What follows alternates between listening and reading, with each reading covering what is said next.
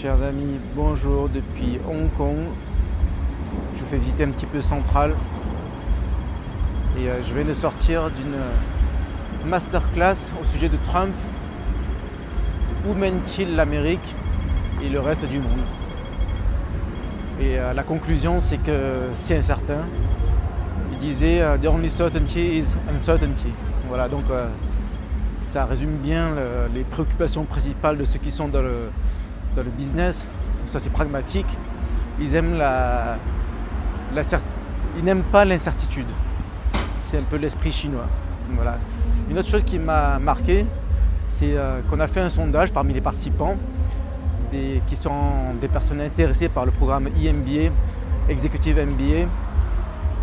Et s'ils étaient américains, pour qui ils auraient voté?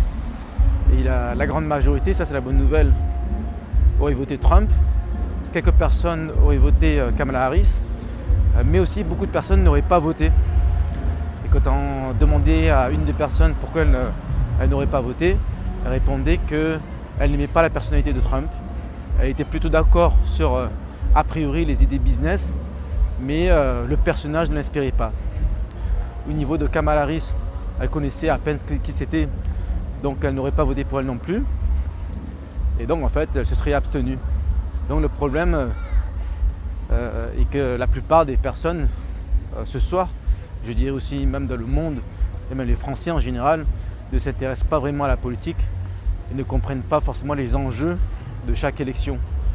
Et ce soir d'ailleurs, personne n'a parlé vraiment des problèmes de l'immigration, des frontières, sauf au niveau on va dire économique, trouver de la main d'œuvre pas trop chère.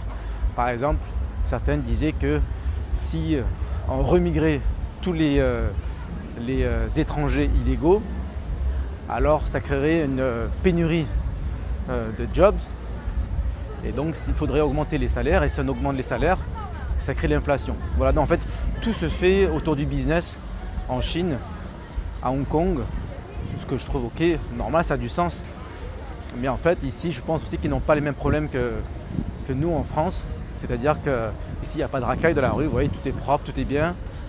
Et le mindset est complètement différent. Après, tout ce que je peux espérer, c'est qu'un jour, en France, on ait les mêmes problèmes. C'est-à-dire que le problème en France, ce serait plus que le business, les événements, les soirées. Et ce ne serait plus l'insécurité, l'immigration, le wokisme, etc. Ici, ils ne connaissent pas ces problèmes à Hong Kong. Voilà.